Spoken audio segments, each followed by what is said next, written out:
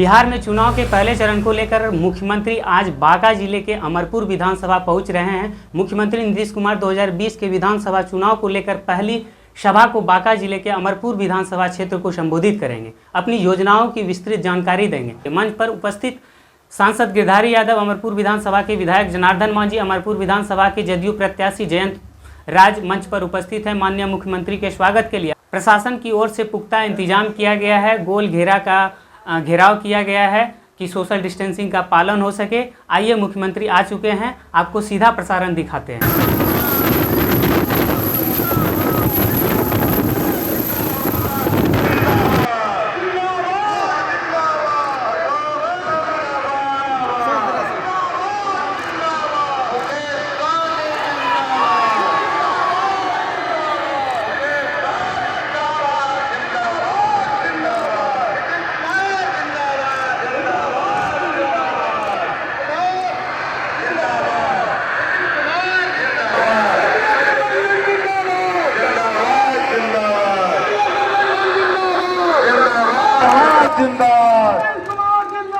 जिंदाबाद जिंदाबाद जिंदाबाद सबको मालूम है।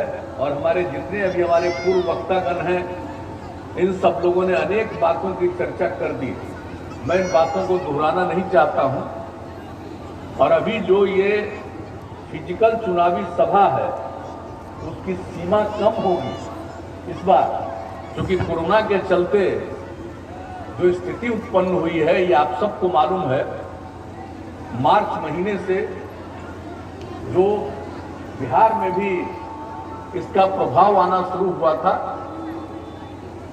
और इसका नामकरण हुआ कोविड-19, यानी पिछले वर्ष के अंत से ही दूसरे देश में शुरू हुआ था। ये दुनिया भर में इसका असर और हम लोगों का भी असर है, लेकिन हम लोगों ने भी इसका पूरा मुकाबला करने की कोशिश की है, लोगों की रक्षा करने की कोशिश की है। लेकिन ये अलग किस्म की चीज है, इसके बारे में अभी तक दुनिया भर में इसका अंतिम समाधान नहीं निकला।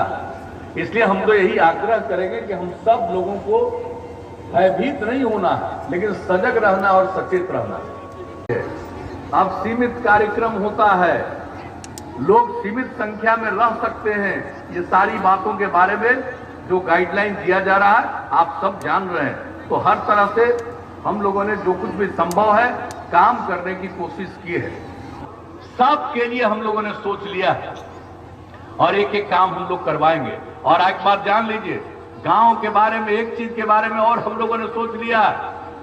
हम तो एक एक चीज का आकलन करते हैं और हम तो जब भी घूमते रहे, ये 8 महीने के क्वारंटाइन का, ये माफ करिएगा, कोरोना का जो समय था, इसको छोड़ दीजिए। सब जगह से हम लेते रहते हैं कि कहां क्या कमी है और क्या होना चाहिए। और उसके लिए हम लोगों ने अब तय कर दिया है कि लोगों के पास जो पशु हैं, उसका भी इलाज का प्रबंध पूरे तौर पर मुफ्त में होना चाहिए। और हर 8 से 10 पंचायत पर इसके लिए बनेगा अस्पताल और उसके पशु का अस्पताल। और हर गांव को नई टेक्नोलॉजी से जोड़ेंगे। अगर किसी के पशु का भी इलाज की जरूरत है, तत्काल वहां खबर होगी और वहां से आकर के चिकित्सक उसका इलाज करेंगे या जो भी उनको सलाह देना है। तो ये सब चीज हो गया। एक एक काम के लिए हम लोगों ने ये करना शुरू किया है। तो अब अगली बार फिर से 7 निश्चय 2 बचा खर्च जितना भी काम है वो सब, और ताकि को लोगों को काम करने का अवसर मिले, रोजगार का अवसर, ज्यादा से ज्यादा पैसा अवसर मिले लोगों को।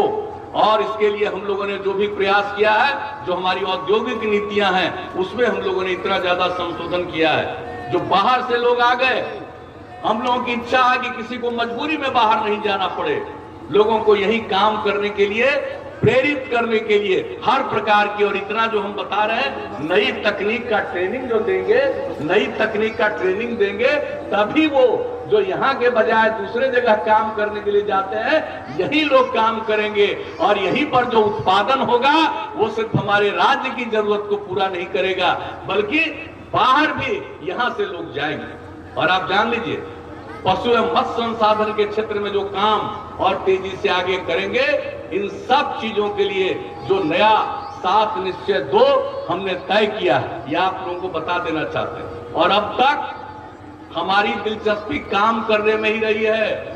और एक बात हम बता देंगे, समाज सुधार में भी काम हर जगह काम किया है, लेकिन ये बात जान लीजिए, आदमी का स्वभाव होता है कुछ न कुछ बायां दायां करने वाला होता ही है।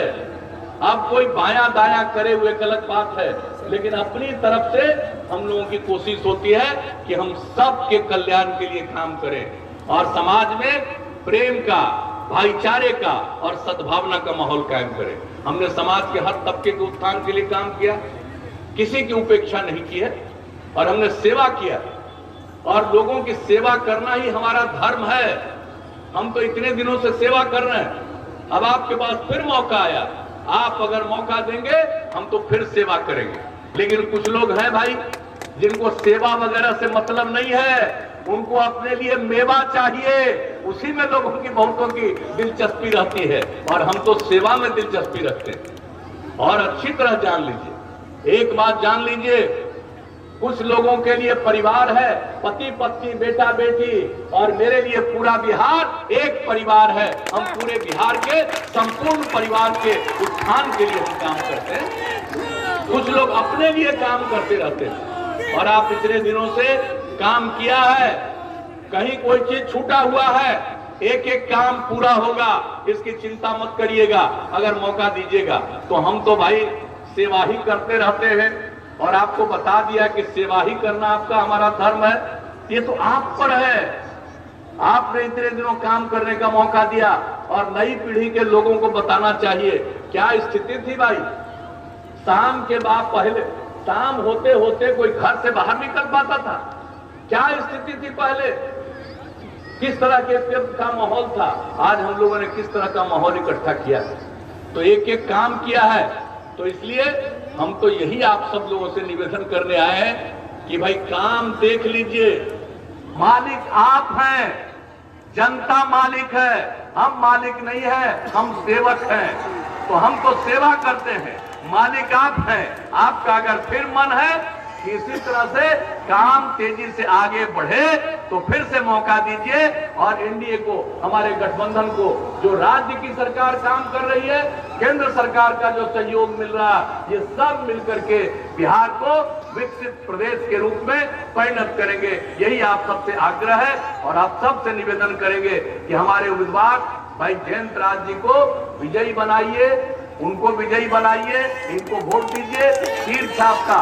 और 28 तारीख को वोट है, जो तीर छाप है उसके ठीक बगल का, उसके सामने का बटन दबा करके इनको विजयी बनाइएगा। अरे भाई तो ये बताइए कि हमारे जयंत राज जी को विजयी बनाइएगा, हाथ उठा के बताइए। इनको आप माला पहना दें।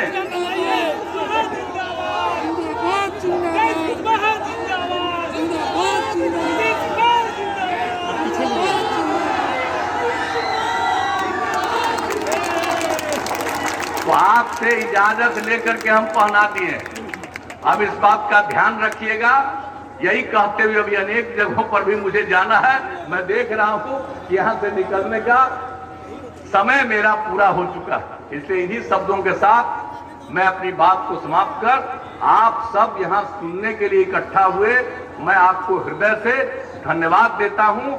और जो सेवा है उस पर ध्यान देकर के आप अपना निर्णय लीजिएगा। इन्हीं शब्दों के साथ आप सबको हृदय से धन्यवाद देते हुए, आपका अभिनंदन करते हुए मैं अपनी बात समाप्त करता हूं।